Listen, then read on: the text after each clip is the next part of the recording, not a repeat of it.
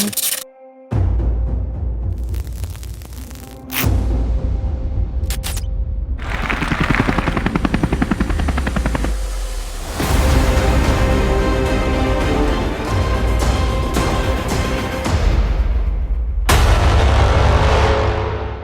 बंगाल में शांतिपूर्ण और निष्पक्ष चुनाव कराना चुनाव आयोग के लिए एक बड़ी चुनौती है, क्योंकि बंगाल में इन दिनों हर रोज किसी न किसी तरह की राजनीति हिंसा की घटना सामने आती है।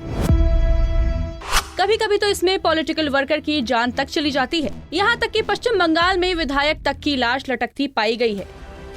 पिछले साल 13 जुलाई 2020 को उत्तर दिनाजपुर जिले में हेमताबाद के बीजेपी विधायक देवेंद्र नाथ रॉय की लाश मिली थी। रॉय की लाश बीच बाजार में फंदे से लटकी मिली थी। बीजेपी के नेताओं ने इस हत्या का आरोप तृणमूल कांग्रेस पर लगाया, तो वहीं तृणमूल इसे आत्महत्या का मामला बताती है। इसके अलावा भी कई सामान्य वर्कर को जान या माल का नुकसान झेलना पड़ा। 4 अक्टूबर 2020 को उत्तर 24 परगना जिले के टीटागढ़ शहर में बीजेपी के युवा नेता मनीष शुक्ला को गोलियों से छलनी कर दिया गया था। इस हत्या का आरोप बीजेपी के टीएमसी नेताओं पर लगाया गया था। हाल ही में बंगाल सरकार में मंत्री जाकिर हुसैन पर बम से हमला किया गया था। पश्चिम बंगाल में जेपी नड्डा के काफिले पर हमले की भी गूंज पूरे देश में सुनाई पड़ी थी। कई बार ऐसा भी मामला दिखा कि जब बंगाल पुलिस के सामने ही टीएमसी के गुंडों ने बीजेपी के वर्करों पर हमला बोल दिया, लेकिन पुलिस हाथ पर हाथ रख तमाशा देखती रही। इन घटनाओं से ये साफ हो गया कि पश्चिम बंगाल में राजनीतिक हिंसा अपने चरम पर है। चुनाव आयोग के लिए भी शांतिपूर्ण और निष्पक्ष चुनाव करवाना एक बड़ी चुनौती होगी। 5 कंपनी CAPF, 5 कंपनी CISF हम लोगों को मिला है।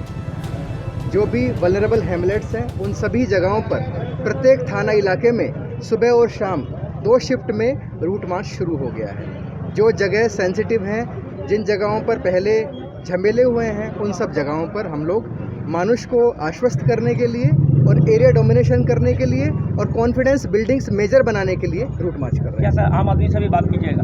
डेफिनेटली इस आम आदमी से बात हो रही है, सब जगह हम लोग डिस्कस कर रहे हैं और रूट मार्च कर रहे हैं। ठीक है सर। विधानसभा चुनाव में राजनीतिक हिंसा रोकने के लिए चुनाव आयोग ने सेंट्रल फोर्स की बड़े पैमाने पर तैनाती शुरू कर दी है।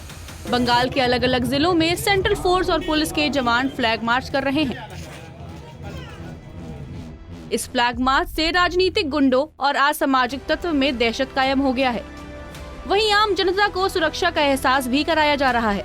आसनसोल जिले में सेंट्रल फोर्स ने फ्लैग मार्च किया है। भारी संख्या में सेंट्रल फोर्स के जवानों ने संवेदनशील इलाकों में मार्च किया। वहीं इस फ्लैग मार्च के दौरान बंगाल पुलिस के अधिकारी भी मौजूद रहे। आसनसोल के पुलिस कमिश्नर सुकेश जैन ने बताया कि 5 कंपनी CAPF और 5 कंपनी CIASF अभी तक जिले में भेजी गई है। एसपी ने बताया कि संवेदनशील इलाकों में फ्लैग मार्च चलता रहेगा। उन्होंने कहा कि आम लोगों में कानून और व्यवस्था के प्रति भरोसा जगे, इसके लिए फ्लैग मार्च जारी रहेगा। 2 তারিখ গোনা হবে তো খেলা হবে সব রয়েছে তার আগে পুরো খেলা হবে আর আপনাদের বলি মুখ্যমন্ত্রী যেহেতু নিজে প্রেস কনফারেন্স করেছেন বা বলেছেন তিনি আমাদের সবার নেতা, আমাদের আলাদা কিছু বলার নেই।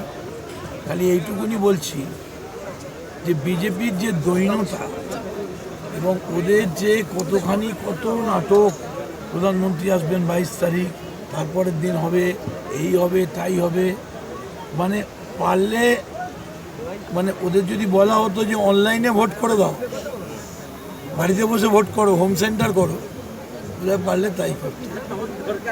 তবে 8 দফা হোক আর যে দফাই হোক, মানুষ 8 দফা ধরে 2 মাস ধরে ভোট দেয়। আপনারা তো অনেক। वहीं टीएमसी के नेता चुनाव की तारीखों का ऐलान होने के बाद भी अपने पुराने बयान को दोहरा रहे हैं। एक बार फिर से टीएमसी के सीनियर लीडर मदन मित्रा ने फिर से खेला होबे का नारा दिया है। उन्होंने कहा कि बीजेपी के साथ हर मोर्चे पर मुकाबला करने के लिए पार्टी पूरी तरह से तैयार है। पश्चिम बंगाल में इस बार टीएमसी और बीजेपी में सीधा मुकाबला है। ममता दीदी के लिए ये चुनाव बेहद अहम साबित होने वाला है। अगर वो बीजेपी को हरा पाए तो वो नेशनल लेवल की लीडर के तौर पर खुद को स्थापित कर देंगी, और अगर वो बीजेपी से हार गई तो बंगाल में टीएमसी की लड़ाई अस्तित्व बचाने तक सिमट जाएगी। पंजाब केसरी टीवी के लिए आसनसोल और मेदिनीपुर से उदय की रिपोर्ट।